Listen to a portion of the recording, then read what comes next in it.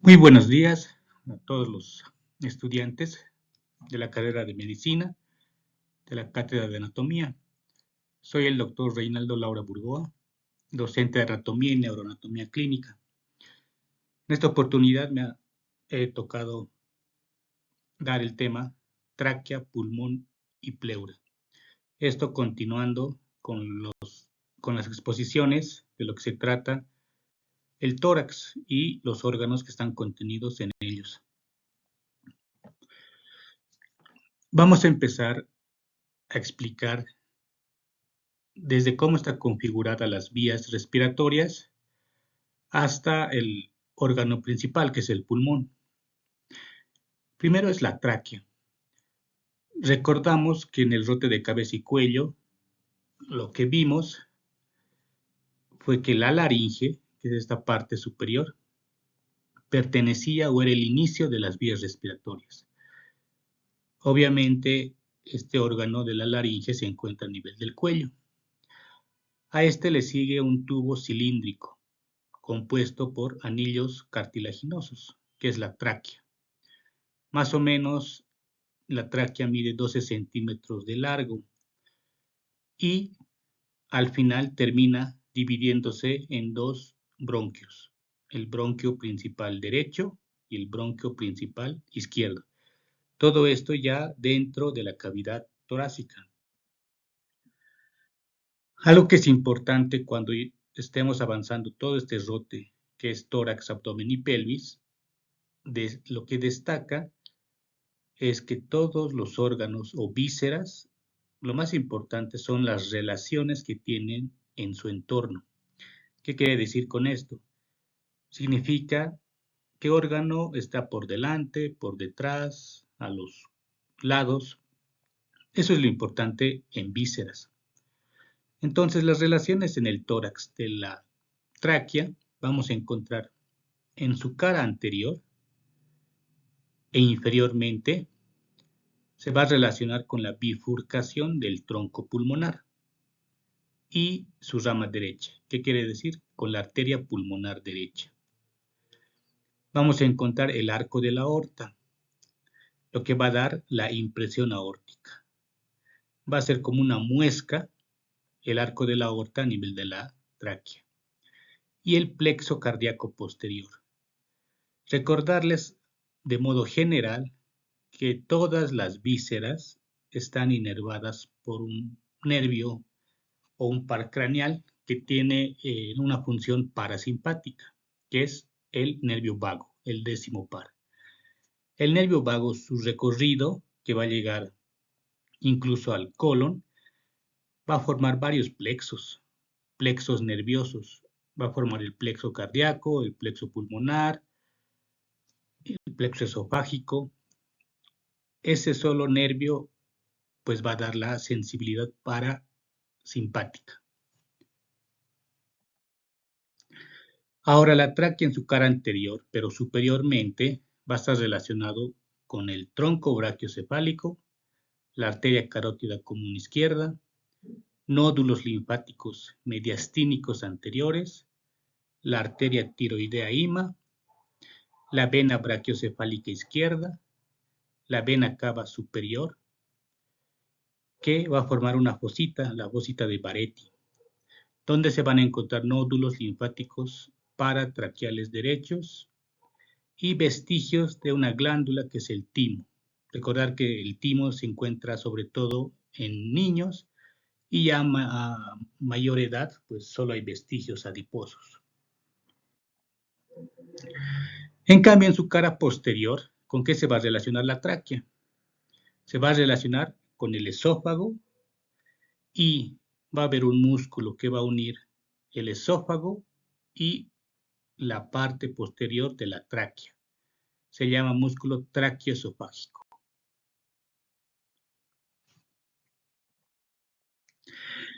En cambio, las caras laterales de la tráquea va a estar relacionado con otras estructuras, tanto nerviosas y arteriales. Esta imagen, por ejemplo, que ven en el lado derecho, es la imagen clásica típica de lo que se va a encontrar también en el cadáver. eh, hay que hacer hincapié en algo. Cuando estudiamos tórax, en general, ¿qué es lo bueno en las prácticas? Que pese a que podemos encontrar varias estructuras, son fáciles de acordarse, porque todo está relacionado y se van a dar cuenta. En el lado izquierdo de la tráquea vamos a encontrar el arco de la aorta, que es esta parte. 2, la arteria carótida común izquierda, que es esta, que asciende. 3, la arteria subclavia izquierda, que es la que va a ir hacia arriba y horizontalmente, pasando por el triángulo interescalénico. 4, el nervio vago izquierdo, que es este, que ahí va a dar su nervio laríngeo recurrente que va a hacer un asa envolviendo al arco de la aorta. Esto en el lado izquierdo. Si se recuerdan, en el lado derecho forma también un asa, el nervio laríngeo recurrente, pero en este caso envolviendo a la arteria subclavia. En el lado izquierdo también vamos a encontrar el conducto torácico. El conducto torácico es el conducto principal que recoge la linfa, tanto del abdomen como del tórax, y solo se le encuentra en el lado izquierdo, por si acaso. El nervio laríngeo recurrente izquierdo, nódulos linfáticos paratraqueales. Para significa que están al lado de la tráquea. Y obviamente la pleura mediastínica izquierda, ¿no?, que se encuentra a este nivel. Eso en el lado izquierdo. En el lado derecho vamos a encontrar otras estructuras que no hay en el lado izquierdo. Por ejemplo, el arco de la vena ácigos. La vena ácigos es la que va a recoger sangre de las arterias intercostales y lumbares. Y van a llegar la vena ácigos a desembocar en la vena cava superior. El tronco brachiocefálico arterial, que es este. El nervio vago derecho. Nódulos linfáticos paratraqueales nuevamente. Y la pleura mediastínica derecha. Si se dan cuenta, son estructuras que son reconocibles, pero van a variar si es el lado derecho o izquierdo. Esta, por ejemplo, es una imagen típica de todo lo que es el contenido del tórax. Como ya les mencioné, son estructuras que sí se pueden encontrar en el cadáver. Por ejemplo, vamos a encontrar el pulmón, lo que envuelve el pulmón es la pleura. Aquí se ha retirado el corazón, por eso tenemos abajo el diafragma. Este es el orificio de la vena cava inferior. Esta es la vena cava superior. Esta es el tronco pulmonar. Y lo que está en rojo son las 4 venas pulmonares, ¿no? La que está por detrás, esta vena, es la vena ácigos, que va a desembocar en la vena cava superior. Este es el callado o arco de la aorta y la aorta descendente. Lo que está al fondo es el esófago. Y por delante tenemos el plexo esofágico, ¿no?, que está dado por el nervio vago. Lo que envuelve el arco de la aorta es el nervio laríngeo recurrente. Esto es lo que encontramos a nivel del tórax. Todo esto nos está mostrando lo que es parte del mediastino posterior. Lo mismo acá, solo que aquí ya está el corazón. En la otra imagen se ha retirado el corazón. En cambio acá está el corazón. Aquí encontramos el corazón envuelto por el pericardio y esta imagen es el timo, que en el adulto solo tenemos vestigios de cuerpos adiposos, no así en un niño, que vamos a encontrar obviamente tal vez la glándula completa. Pasamos a bronquios. Recordemos que la tráquea luego se divide en dos bronquios, bronquios principales tanto derecho e izquierdo. La división va a estar dada más o menos a nivel de la quinta vértebra torácica. Por eso es importante también recordar la columna vertebral, ¿no?, la relación directa que puede tener algunas estructuras con la columna vertebral. Estos bronquios van a ingresar al hilio pulmonar. El hilio significa el lugar donde van a entrar y salir estructuras en un órgano. ¿Cómo va a ser la dirección de división de los bronquios? Van a formar un ángulo de 70 grados, un ángulo inferior. Y entre ambos bronquios vamos a encontrar el ligamento interbronquial, que va a unir a los dos bronquios. Hay algunas diferencias del bronquio derecho con el bronquio izquierdo. El bronquio derecho, por ejemplo, es cóncavo medialmente y se dirige anteriormente. En cambio, el bronquio izquierdo va a tener una dirección sinuosa, o sea, una S alargada, y en ella va a cabalgar el arco de la aorta. Ambos bronquios van a tener un segmento extrapulmonar, que quiere decir que está por fuera del pulmón, e intrapulmonar, que va a estar por dentro del pulmón. Aquí vemos nuevamente esta imagen. Laringe, tráquea, bronquio principal derecho, bronquio principal izquierdo. Este ángulo de división es el que tiene 70 grados. Las diferencias más importantes entre el bronquio derecho y el bronquio izquierdo son estas. Esto puede ser, obviamente, pregunta de examen, ¿no? El bronquio derecho es más recto, casi vertical, va a ser más corto, como 2 centímetros, y es de mayor calibre. O sea, el diámetro va a ser más amplio. En cambio, el bronquio izquierdo va a ser más inclinado, va a tener una longitud más larga de 5 centímetros y el calibre es menor.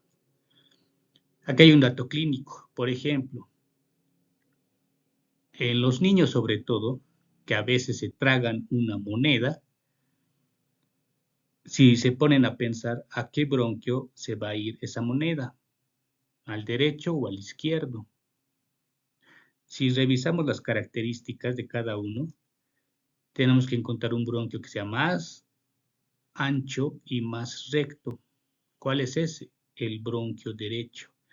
Por eso, cuando un niño se puede tragar una moneda, la moneda se puede ir al bronquio derecho, por las características anatómicas que tienen, ¿no? Obviamente eso se retira mediante una cámara y se puede extraer la moneda. Pero anatómicamente ya nos da una referencia a qué bronquio puede irse, por las características que ya mencionamos. Nuevamente, cada bronquio está relacionado con estructuras. Anteriormente va a estar relacionado con la arteria pulmonar. En el ilio, esta arteria va a estar anterior al bronquio derecho y la arteria izquierda va a estar superior al bronquio izquierdo. Esto es lo que vamos a encontrar en el ilio pulmonar. Anterior e inferiormente va a estar relacionado con las venas pulmonares, que son inferiores a la arteria pulmonar. Y posteriormente se va a relacionar con los vasos bronquiales. Los vasos bronquiales salen o nacen de la aorta, por si acaso.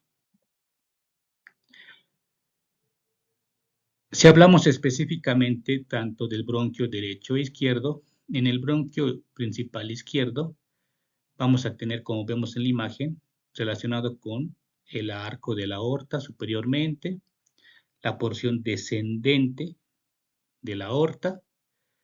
Por aquí va a descender también el nervio vago, el nervio laríngeo recurrente, que nuevamente, repito, va a envolver el arco de la aorta. El esófago va a estar por detrás, como vemos en la imagen. La pleura va a estar por delante del bronquio principal izquierdo.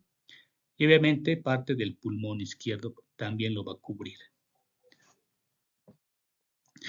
En cambio, el bronquio principal derecho, ¿cuáles son sus características y relaciones más específicas? Vamos a encontrar ya no la aorta, vamos a encontrar el arco de la vena ácigos que vemos en esta imagen. Recordar que la vena ácigos recoge la sangre de las venas intercostales y va a desembocar en la vena cava superior. Este va a estar por detrás y por arriba del bronquio principal derecho. Vamos a encontrar al nervio vago derecho, la vena cava superior que lo va a cubrir por delante y al nervio frénico del lado derecho.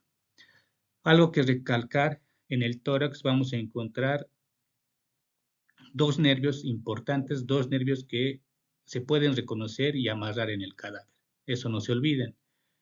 Los dos nervios vagos, tanto derecho e izquierdo, que van a pasar el diafragma, tanto por la cara anterior y posterior del esófago, y los dos nervios frénicos, que van a terminar en el diafragma. Esos son los nervios que vamos a encontrar descendiendo en el tórax. ¿Qué vasos y nervios van a tener los bronquios? Pues sus arterias van a ser ramas bronquiales, que son o nacen de la aorta torácica descendente. Las venas van a drenar en las venas bronquiales. Los nervios, ya les repito de nuevo, el vago es el nervio parasimpático que da todos los plexos a nivel del tórax, tanto el plexo pulmonar, cardíaco, esofágico. Eso es parte del sistema parasimpático. El sistema simpático, que está representado por la cadena simpática y los ganglios cervicales y torácicos, van a dar esa inervación, ¿no?, simpática. Y vasos linfáticos, ¿no? Todos los nódulos linfáticos traqueobronquiales que van a rodear tanto a la tráquea como a los bronquios. Entramos a pulmones. Los pulmones son los órganos de la respiración, ¿no? Su función principal es convertir la sangre venosa recogida de todo el organismo y transformarlo en los alvéolos pulmonares en sangre arterial, sangre oxigenada. Esa es la principal función, ¿no? Estas son características de cada pulmón. Pregunta de examen si va a entrar estas características. Situación. Los pulmones están contenidos en la cavidad torácica. Son dos, uno derecho y otro izquierdo, que van a estar separados por el mediastino. El volumen o la capacidad va a depender mucho de cada persona, ¿no? Y este va a depender mucho si está en un estado de inspiración, es decir, que metemos aire, o expiración, que expulsamos el aire contenido. El peso también puede variar. Si se dan cuenta, varía como todos los órganos, tanto en el hombre como en la mujer. En el hombre puede pesar 1.300 gramos y en la mujer 1.000 gramos. La capacidad, esto es importante. La capacidad es la cantidad de aire que puede estar contenido en los pulmones. En una inspiración forzada, es decir, cuando metemos aire y lo aguantamos todo lo que podemos, se tiene una capacidad de 5.000 centímetros cúbicos. En cambio, en una inspiración normal, la capacidad pulmonar va a ser de 3.500 centímetros cúbicos. Si se dan cuenta, esto es fisiológico, ¿no?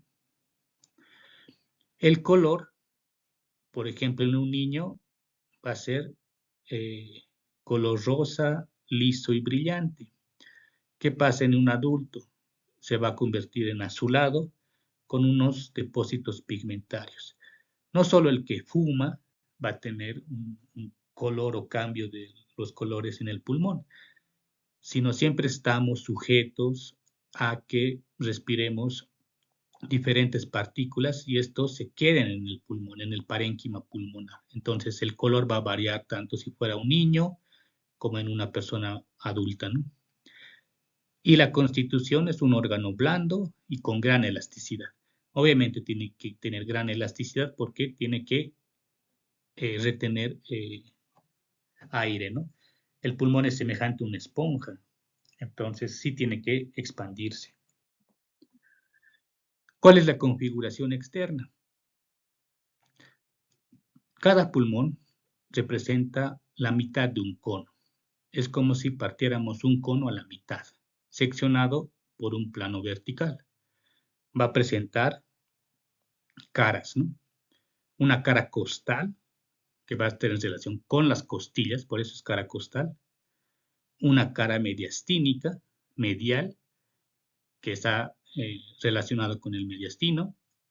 Un vértice, que tenemos el ápex pulmonar, que va a sobrepasar incluso la primera costilla, una base, que va a estar relacionado con el diafragma, y 3 bordes, un borde anterior, un borde posterior y un borde inferior. La cara costal, ¿cómo lo reconocemos? Porque va a tener las huellas de las costillas. Va a tener unas muescas, el parénquima pulmonar, que están hechas por las costillas. La cara mediastínica, en cambio, vamos a encontrar a ese nivel el hilio pulmonar. Recordar que hilio significa el lugar donde salen y entran estructuras nerviosas, vasculares y en este caso bronquiales, ¿no? Va a diferir mucho si es el mediastino o la cara mediastínica del pulmón derecho o el izquierdo. En esta imagen, por ejemplo, estamos viendo el pulmón derecho, pero su cara mediastínica. Esta parte central es el hilio pulmonar del lado derecho. ¿Qué encontramos? Vamos a encontrar el bronquio principal derecho, las arterias pulmonares, en este caso la arteria pulmonar, que está por delante y un poco por debajo. Y las venas pulmonares, recordar que son dos, van a estar más abajo y por delante de lo que es la arteria pulmonar. A este nivel también podemos encontrar nódulos linfáticos y por detrás del bronquio principal derecho, los vasos bronquiales. Esta imagen lo han puesto para diferenciarlos como una raqueta de tenis. El hilio es la parte de la paleta y el mango es este ligamento, se llama ligamento pulmonar. En cambio, el hilio pulmonar en la cara mediastínica del lado izquierdo tiene algunas variaciones. Por ejemplo, el bronquio principal izquierdo se encuentra también por detrás, pero la arteria pulmonar ya no va a estar por delante, sino por arriba del bronquio principal. Las venas pulmonares, tanto superior e inferior, van a estar por delante y arriba y abajo del bronquio principal izquierdo. Lo mismo, van a acabar en el ligamento pulmonar. Toda esta parte es el hilio pulmonar y estas estructuras son las que se encuentran a ese nivel. ¿Qué órganos van a dejar impresiones en el pulmón? Como hemos visto, varios órganos se encuentran en el mediastino, no solamente el corazón, ¿no? Entonces, en el pulmón van a dejar unas muescas. Anteriormente, en el lado derecho vamos a encontrar la vena cava superior. En cambio, en el lado izquierdo vamos a encontrar el corazón y la porción ascendente de la aorta. Superiormente, en el lado derecho vamos a encontrar la vena brachiocefálica derecha y el tronco arterial brachiocefálico. En cambio, en el lado izquierdo vamos a encontrar el surco del arco de la aorta y del timo. Posteriormente, en el lado derecho vamos a encontrar el surco de la vena ácigos y en el lado izquierdo vamos a encontrar el surco de la aorta. Y en la parte inferior, en el lado derecho, vamos a encontrar el surco de la vena cava inferior. Y esto lo representamos en esta imagen. Este es el pulmón del lado derecho, la cara mediastínica. Vemos cómo estas estructuras van a dejar su muesca. Ejemplo, la arteria subclavia va a estar cerca del ápice del pulmón.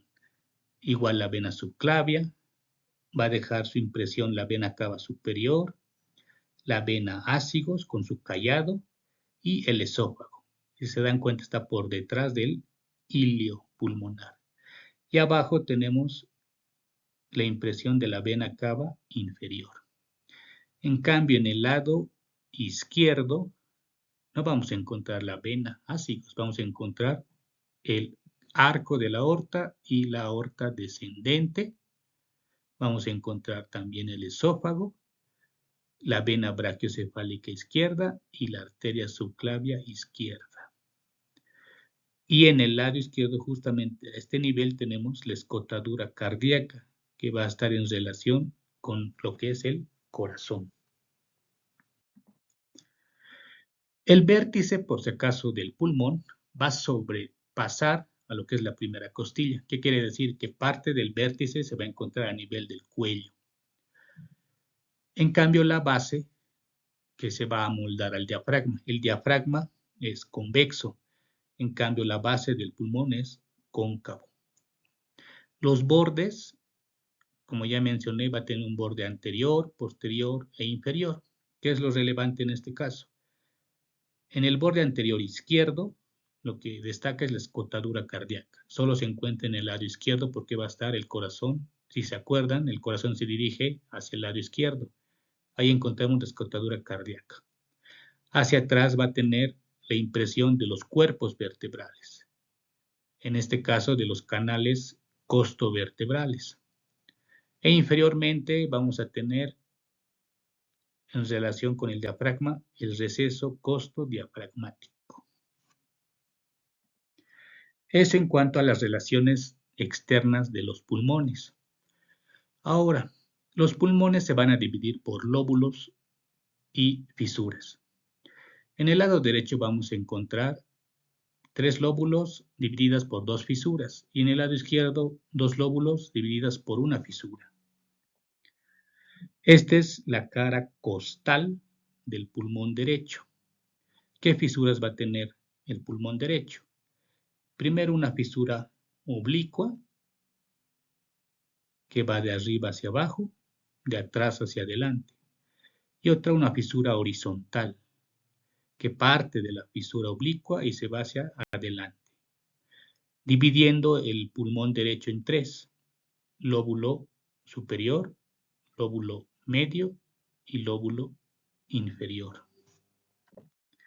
En cambio, en el pulmón izquierdo, esta es la cara costal, solo va a ser dividido en 2 lóbulos por una fisura oblicua o también se llama fisura interlobar. Lo mismo va de atrás hacia adelante, de arriba hacia abajo. Ya no va a haber 3 lóbulos, va a haber solo 2. El lóbulo superior y el lóbulo inferior. Una vez que ya conocemos las características principales de los pulmones, vamos a entrar a hablar lo que es el árbol bronquial. Hay que recordarles que en las prácticas lo que se amarra son los bronquios y sus divisiones, las arterias y venas. Pero hay que hacer hincapié sobre todo en el árbol bronquial, que es lo que más se nota en la pieza en el cadáver. Entonces, esta parte es un poco compleja de entender, pero es importante que la aprendan, porque depende el bronquio a dónde se dirige para exactamente dividirlo topográficamente cada segmento en un pulmón. Entonces vamos a empezar con el bronquio principal derecho. Este bronquio, si se recuerdan, tiene 3 lóbulos, superior, medio e inferior. Entonces vamos a tener 3 bronquios lobulares. Uno va a ser superior, otro va a ser medio y otro va a ser inferior. El bronquio lobular superior va a dar 3 divisiones. Apical, que se va al vértice, anterior, se va adelante y posterior hacia atrás. El bronquio lobular medio va a dar 2 bronquios segmentarios, el medial y el lateral. Y el bronquio lobular inferior va a dar 5 bronquios segmentarios. El superior, o también llamado de Nelson, como un epónimo, el basal medial, el basal anterior, el basal lateral y el basal posterior. Esto en el lado derecho. En cambio, el bronquio principal izquierdo, como recuerdan, el pulmón izquierdo tiene 2 lóbulos, va a tener 2 bronquios lobulares, uno superior y otro inferior. Y cada uno va a dar un bronquio segmentario. ¿Cuál es la diferencia? Del bronquio lobular superior se va a dividir en 2 troncos. Un tronco superior, también llamado del culmen, y un tronco inferior también llamado lingular. El tronco superior o del culmen va a dar lo mismo, un bronquio segmentario apical que se viera al vértice, un bronquio segmentario anterior, un bronquio segmentario posterior, y el tronco inferior va a dar el bronquio segmentario lingular superior y lingular inferior. Y abajo, el bronquio lobular inferior va a tener la misma disposición que en el lado derecho. ¿Cuál es la diferencia? Que el basal anterior y el basal medial van a salir de un solo bronquio segmentario. Por eso se va a llamar basal anteromedial. Ahora suena un poco más complejo. Pero para este tipo de división se tienen que hacer un esquema, ¿no? Este, por ejemplo, es un esquema del Netter. Ya viendo la imagen se nota que es un poco difícil, ¿no? La segmentación del árbol bronquial. Yo tengo otro esquema, que es este, que resume todo lo que es el árbol bronquial. Por ejemplo, el bronquio lobular superior, esto en el lado derecho, repito, bronquio lobular superior va a dar 3 segmentarios. El bronquio segmentario apical, que se va a ir arriba, el bronquio segmentario posterior, que se va a ir hacia atrás, y el bronquio segmentario anterior, que se va a ir adelante. Estos 3. Luego, del bronquio lobular medio va a dar 2. Un bronquio segmentario medial y un bronquio segmentario lateral. Entre el bronquio lobular superior y el bronquio lobular medio hay un sector donde sí se les puede amarrar, llamado también bronquio intermedio. Es esta región. Repito nuevamente, entre el bronquio lobular superior y el bronquio lobular medio se encuentra el bronquio intermedio, que es este sector. Luego del bronquio lobular inferior, que va a ser la continuación directa de todo lo que es el árbol bronquial, va a dar la primera, que se va a ir al vértice del lóbulo inferior, es el bronquio segmentario superior o de Nelson, que esto sí se les amarra casi siempre. Luego se va a continuar con la pirámide basal. Se le llama así porque va a ir a los 4 sectores de la base del pulmón. Por ejemplo, tenemos el bronquio segmentario basal medial, que se va a ir hacia la línea media, el bronquio segmentario basal anterior, que se va a ir hacia adelante, el bronquio segmentario basal posterior, que se va a ir atrás, y el bronquio segmentario basal lateral, que se va a ir hacia afuera. También se le puede llamar medio basal, término basal, ventro basal o látero basal. Cuando se les amarra a este nivel, solo nombrando los 4 bronquios segmentarios, se llama bronquio de la pirámide basal, sin contar al bronquio segmentario de Nelson, solo este nivel. Lo mismo que pasa aquí con el bronquio intermedio, podemos amarrar aquí, se llama bronquio de la pirámide basal. Es diferente en el lado izquierdo. En el lado izquierdo, como mencioné, hay 2 bronquios lobulares, uno superior y otro inferior. En el bronquio lobular superior vamos a encontrar que se divide en 2 troncos, el bronquio del culmen y el bronquio lingular. El bronquio del culmen, lo mismo que en el lado derecho, va a dar 3 bronquios segmentarios. ¿Cuál va a ser la diferencia? Vamos a encontrar el bronquio segmentario apical, igual que el derecho, el bronquio segmentario posterior, que se va a ir detrás, y el bronquio segmentario anterior. Pero el bronquio segmentario apical y el posterior muchas veces nace de un solo bronquio. Entonces, si se les amarra acá, se llama bronquio segmentario ápico posterior. A este nivel. Bronquio segmentario ápico posterior. El bronquio lingular, recordarles que se divide en dos bronquios segmentarios. El bronquio segmentario lingular superior y el bronquio segmentario lingular inferior. Y abajo del bronquio lobular inferior vamos a tener las mismas características que en el lado derecho. Vamos a encontrar el bronquio apical de Nelson y los bronquios de la pirámide basal, tanto posterior, lateral, anterior y medial. ¿Cuál es la diferencia?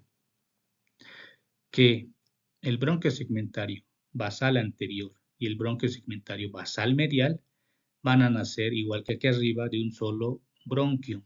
Entonces, si se les amarra a este nivel, es el bronquio segmentario basal anteromedial. Esas son diferencias. Recuerden que las diferencias es lo que normalmente se amarra, ¿no? Eso es el árbol bronquial. Este es un esquema que pueden aprenderlo. Es complejo al principio, pero sí se puede aprender. ¿Y por qué les decía que es importante conocer el árbol bronquial? Porque el pulmón se divide por segmentos.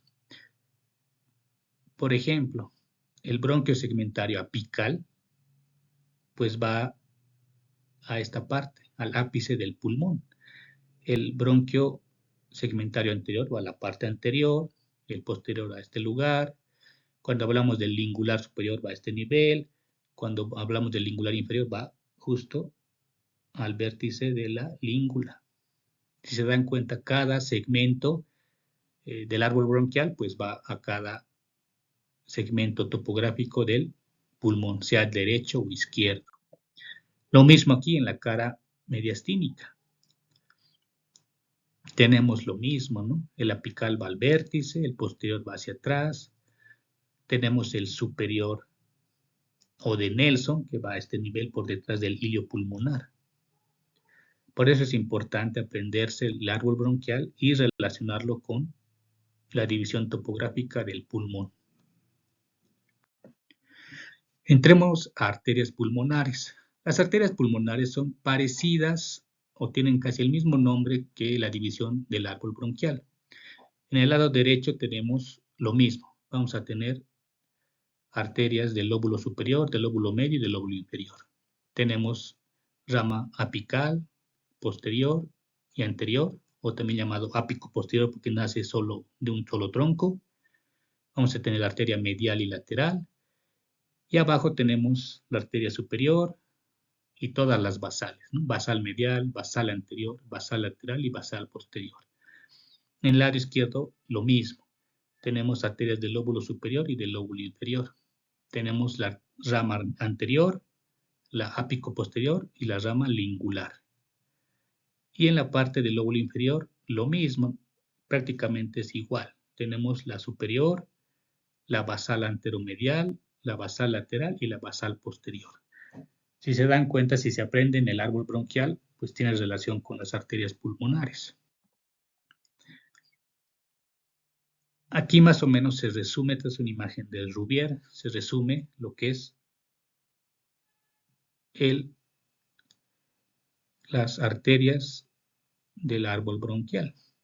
¿Qué es lo que destaca? Miren, la arteria pulmonar izquierda cabalga encima del bronquio izquierdo.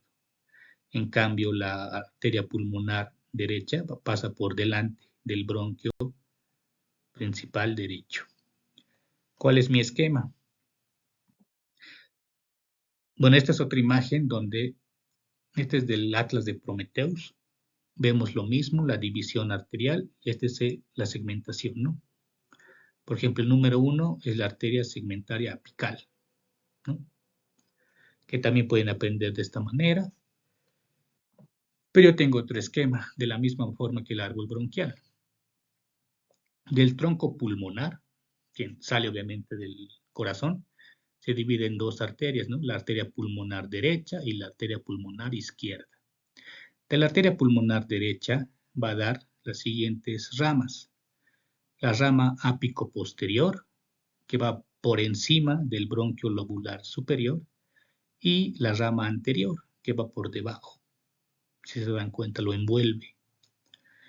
A nivel del lóbulo medio vamos a tener la rama medial y la rama lateral, que acompañan a los bronquios segmentarios también medial y lateral. Y abajo, las arterias de la pirámide basal, vamos a encontrar lo mismo. La rama superior o apical, las ramas basales, anterior, medial, lateral, posterior, que también van a acompañar a los bronquios de la pirámide basal. Por si acaso que ya no se llama de Nelson, ¿no? Esta rama. Solo en el árbol bronquial se llama como epónimo el bronquio segmental superior o de Nelson. En el lado izquierdo tenemos lo mismo, ¿no? La arteria pulmonar izquierda pasa por encima del bronquio principal izquierdo y va a dar en el lóbulo superior la rama ápico posterior, que luego se divide en apical y posterior, y una rama anterior, que son ramas que van al segmento del culmen. Y a la língula va a dar solo una rama, la rama lingular. Hacia abajo en la pirámide basal tenemos prácticamente lo mismo. Tenemos la rama superior o apical y tenemos el mismo tronco, ¿no? La rama basal anteromedial, la rama basal posterior y la rama basal lateral. Repito nuevamente, si se aprende en el árbol bronquial, es fácil ya determinar qué ramas arteriales va a dar en cada segmento. En cambio, en las venas pulmonares es un poco más complejo, porque tiene diferentes nombres y son en mayor número, ¿no? En el lado derecho tenemos venas que van del lóbulo superior, del lóbulo medio y venas del lóbulo inferior. En el cadáver, por ejemplo, no se notan todas las venas, pero sí se notan las raíces que van a formar las venas pulmonares derechas, tanto superior e inferior, y la izquierda, tanto superior e inferior. Por ejemplo, este es igual del Atlas de Prometheus. Este es el gráfico que tienen que aprenderse. Recordar que hay 4 venas pulmonares que van a desembocar en la pared posterior del atrio izquierdo. Tenemos 2 venas pulmonares derechas, superior e inferior, y 2 venas pulmonares izquierdas, superior e inferior. Eso sí se les puede amarrar, pero cada vena pulmonar va a estar comprendida por 2 raíces, una raíz superior y una raíz inferior, una raíz superior, una raíz inferior en cada lado. Esa sí se puede notar, por ejemplo, en el cadáver. Esto es la imagen de Rouvier, es la cara mediastínica del pulmón derecho. Aquí mismo, si se dan cuenta, tenemos la vena pulmonar superior derecha, la vena pulmonar inferior derecha, 2 venas. Y cada vena va a tener 2 raíces, superior e inferior, superior e inferior. Siempre delante de lo que es la arteria pulmonar, y la arteria pulmonar está por delante del bronquio principal. Entonces, en el lado izquierdo pasa lo mismo. Tenemos venas que van del lóbulo superior y del lóbulo inferior formando raíces que van a, al final, configurar lo que es la vena pulmonar superior izquierda y la vena pulmonar inferior izquierda. Imagen de la cara mediastínica del pulmón izquierdo. 2 venas, superior e inferior, formada por 2 raíces, superior e inferior, superior e inferior. Aquí, si se dan cuenta, el bronquio principal está por delante de la arteria pulmonar, que, como les dije, cabalga encima del bronquio principal izquierdo. Y este es el esquema que yo realizo o realicé para determinar las venas. Si se van a dar cuenta, son varias venas complejas de aprenderse. ¿Qué es lo que se nota en el cadáver? Lo que se nota primero siempre va a ser las venas pulmonares que van a desembocar en el atrio izquierdo. En este caso, la vena pulmonar superior derecha, la vena pulmonar inferior derecha y cada una con sus raíces. La raíz superior de la vena pulmonar superior derecha y la raíz inferior de la vena pulmonar superior derecha. Lo mismo pasa aquí abajo. Siempre tiene una raíz superior y una raíz inferior. En el lado izquierdo sucede lo mismo. La vena pulmonar superior izquierda tiene dos raíces. Raíz superior, raíz inferior, raíz superior y raíz inferior. Si queremos tener más conocimiento, cada raíz obviamente va a tener la desembocación o afluentes de otras venas. Por ejemplo, la vena mediastínica, vena anterior, ápico posterior. Acá hay la mediastínica medial, la vena del lóbulo medio y así. Pero estas son más difíciles de encontrar, por ejemplo, en el cadáver. Lo que sí siempre se nota son estas estructuras, las venas principales y sus raíces. Y para terminar, la pleura.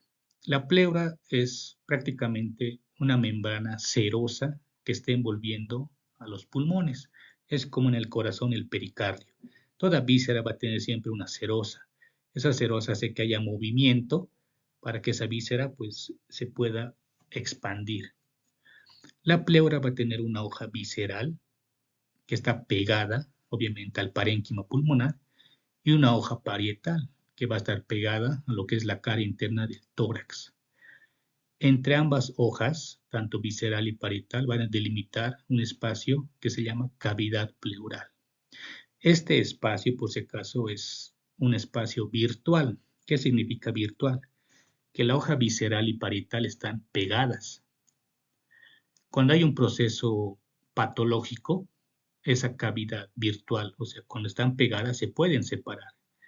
Y en esa separación, en esa cavidad pleural, pueden acumularse líquidos, sobre todo puede ser sangre, pus, linfa, es lo que llaman derrame pleural.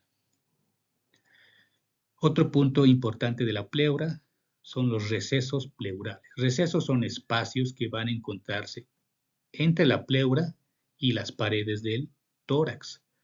Por ejemplo, tenemos el receso costodiafragmático. Si ya me dice costo diafragmático, es el espacio entre la costilla y el diafragma. Tenemos el costo mediastínico anterior y posterior. ¿Qué quiere decir? Que está entre la costilla y el mediastino, en la parte anterior y en la parte posterior. Tenemos el receso frénico mediastínico, que está entre el diafragma y el mediastino. Y tenemos el pleural superior, que va a estar encima en el vértice de lo que es la pleura y el pulmón. Estos son recesos. Que esto se nota mejor o es importante cuando vemos radiografía sobre todo, ¿no? Y otra cosa importante es reconocer y diferenciarlo de la fascia endotorácica. En el cadáver a veces se amarra la fascia endotorácica. Esta fascia, como su nombre dice, es un tejido que va a envolver la cara interna de las costillas y los músculos intercostales. Prácticamente esta fascia endotorácica está pegada a la cara interna del tórax, cosa diferente a lo que es la pleura. Entonces a veces se confunden la pleura pulmonar con la fascia endotorácica. Eso hay que tener cuidado. Aquí, por ejemplo, es una imagen de Rubier donde se ha retirado la parte derecha del cuerpo. Lo que vemos al fondo es el lado izquierdo. ¿Qué vamos a encontrar aquí? Esto es lo que está relacionado a la pleura. Aquí tenemos el saco pericárdico con el corazón. Por delante, como les dije, pasa un nervio, que es el nervio frénico, que va a ir al diafragma, que es este. Tenemos al hilio pulmonar izquierdo, en este caso el derecho, perdón. Aquí tenemos la vena ácigos y aquí tenemos la cadena simpática, que van a ver eso en mediastino posterior, va a dar los nervios explácnicos, que son parte del sistema simpático. Esto es el lado derecho de la pleura y sus relaciones. Tenemos lo mismo. Tenemos el saco pericárdico con el corazón, tenemos el arco callado de la aorta, descendiendo por detrás del hilio pulmonar, en este caso izquierdo. Por delante tenemos el nervio frénico y por detrás el nervio vago. Y atrás la cadena simpática. ¿Qué es lo que tienen que aprender, por ejemplo, en nervios? Que por delante siempre va el nervio frénico, que va al diafragma. Por detrás va el nervio vago, que va a acompañar a lo que es el esófago. Y más atrás, en el mediastino posterior, que va a estar pegado a la columna vertebral, tenemos la cadena simpática. Son esas tres estructuras nerviosas que van a tener que reconocer a este nivel. Aquí también tenemos las arterias y vasos frénicos, ¿no? Que siempre acompañan al nervio. Esta parte es un poco de teoría, pero es importante que lo sepan. En el ápice del pulmón, que como les dije, sobrepasa lo que es esta estructura, esta es la primera costilla, parte del vértice del pulmón va a estar en la base del cuello. Y a ese nivel vamos a encontrar ligamentos, 3 ligamentos, ¿no? El ligamento costopleural, que es este pequeño, que va de la costilla a la pleura. Este otro que se llama ligamento vértebro-costopleural, que va desde los cuerpos vertebrales, la costilla, a la pleura. Y el ligamento vértebro-pleural, que de la misma forma va de los cuerpos vertebrales a la pleura. Y van a delimitar un espacio, que es la fosita supra, o sea, por encima, retro, que está por detrás, pleural. La fosita supra-retro-pleural. ¿Y qué se va a encontrar ahí? Pues este ganglio, el ganglio cérvico-torácico o ganglio estrellado. Eso es pregunta de examen, ¿no? ¿Dónde se encuentra el ganglio cérvico-torácico? En la fosita suprarretropleural, que se encuentra en el vértice del pulmón. Esto a nivel del cuello, miren. Si esta es la primera costilla, este es el tubérculo, este es el cuello de la primera costilla. Ahí se encuentra.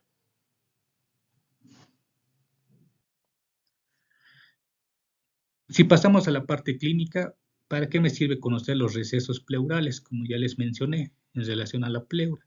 Pues en una radiografía de tórax, esta es una radiografía de posterior a anterior. Estos espacios son los recesos pleurales. Aquí tenemos, por ejemplo, el receso costodiafragmático. Costo de costilla y diafragma, ¿no? Aquí tenemos otro receso. El receso frénico-mediastínico, entre el diafragma y el mediastino. Y lo mismo acá. Son estructuras de declive donde se puede acumular líquido en estos recesos. Lo mismo pasa en esta imagen lateral. Esta es una radiografía lateral de tórax. Aquí atrás tenemos el receso costo-vertebral o también llamado costo frénico, porque está por detrás. Este es el diafragma y estos son los cuerpos vertebrales y las costillas. Por eso es importante conocer los recesos, porque cuando se acumula algún líquido, se va a ir a los recesos por gravedad, a las partes más bajas de lo que es la cavidad pleural. Y para terminar, algunas patologías que hay que, sobre todo, diferenciarlas, ¿no? Para que ustedes tengan conocimiento. Por ejemplo, en esta imagen que vemos, es una imagen del MUR, describe algo muy importante. Aquí tenemos la tráquea, los bronquios, y aquí tenemos el pulmón derecho y el pulmón izquierdo y el diafragma. ¿Qué de raro se puede ver acá? Pues esta imagen roja, que es la acumulación de sangre. ¿Dónde se está encontrando esta sangre? En el receso costodiafragmático, porque es la parte más declive y baja, ¿no?, de la pleura. Y aquí lo está separando la pleura visceral de la pleura parietal.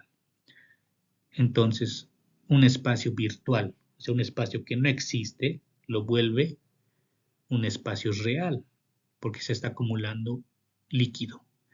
¿Qué hace el líquido? va a comprimir al pulmón, no va a dejar que se expanda el pulmón normalmente. Eso ya es patológico. Determinemos algunos, ¿no?, y términos importantes. La neumonía es un proceso infeccioso del parénquima pulmonar. Por si acaso no existe el término de pulmonía, ¿no? Muchas personas mencionan a este paciente o esta persona tiene pulmonía. No existe ese término, se llama neumonía. Neumonía o neumo significa pulmón. Entonces, por eso se llama neumonía al proceso infeccioso del pulmón. No existe pulmonía, como les repito. Ahora, la neumonía puede estar producida por bacterias, virus, parásitos, hongos, pero en grandes rasgos, el proceso infeccioso del pulmón se llama neumonía. El segundo término, un infarto pulmonar. Infarto significa cuando no llega sangre a un segmento del pulmón. Recordemos que el oxígeno es muy importante en cualquier órgano. Cuando una arteria se tapa por un coágulo, por ejemplo, de sangre, no va a llegar sangre, y si no llega sangre, ese lugar no se oxigena y se va a producir un infarto. Un infarto es la muerte celular a ese nivel, un infarto pulmonar. Esto muchas veces sucede en personas que tienen, un ejemplo, ¿no?, grosero, se ha visto que tienen coágulos en los miembros inferiores, por ejemplo, varices, ¿no?, o coágulos en las venas de las piernas.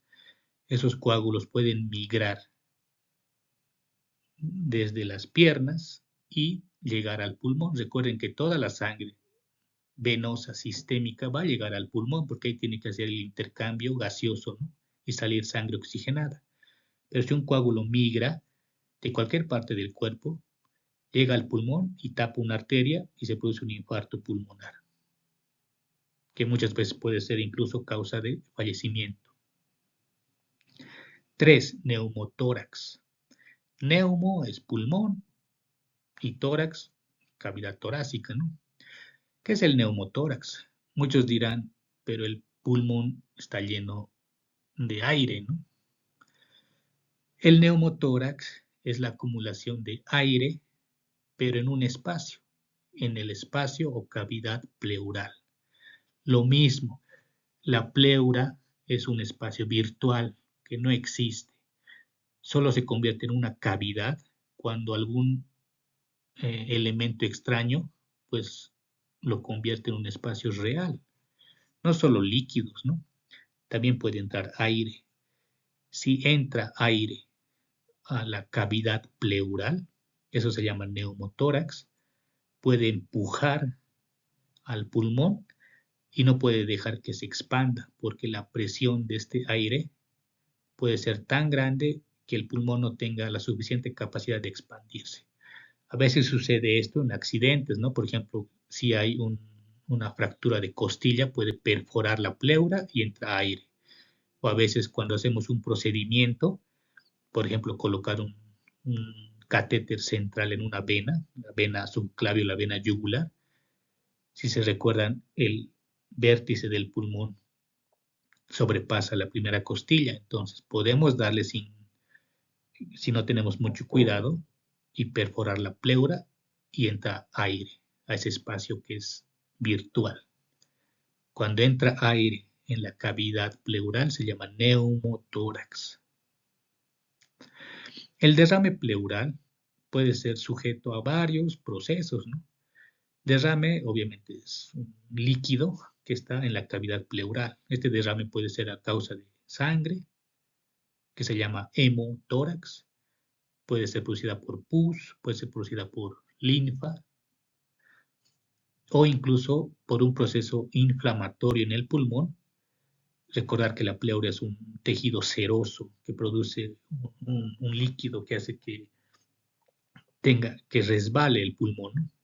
A veces con un proceso inflamatorio puede provocar que la pleura se inflame y acumule líquido. Ese es un derrame pleural.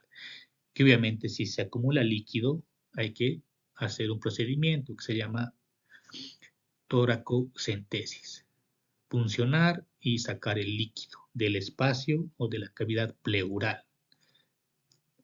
Y la pleuritis es lo mismo. Itis, recordar que es un proceso inflamatorio, igual que apendicitis, ¿no? Inflamación del apéndice. Itis es inflamación de la pleura. La pleuritis puede provocar un derrame pleural. Ahora, la pleura es la que duele. Por ejemplo, en una neumonía, lo que duele es la pleura, porque va a irritar a lo que es las hojas, tanto visceral y parietal, y el dolor se va a transmitir a la parte externa de la cavidad torácica. Entonces, todas estas son patologías que puede darnos a nivel pulmonar. Y lo más importante, ¿no? Que reconozcan, sobre todo en radiografías, cuáles son los recesos y lo más importante, para el examen práctico, sobre todo reconozcan el árbol bronquial, que si reconocen eso, pues va a ser más fácil que den su examen. Eso es en cuanto hacemos referencia al tema de tráquea, bronquio y pulmones. Muchas gracias.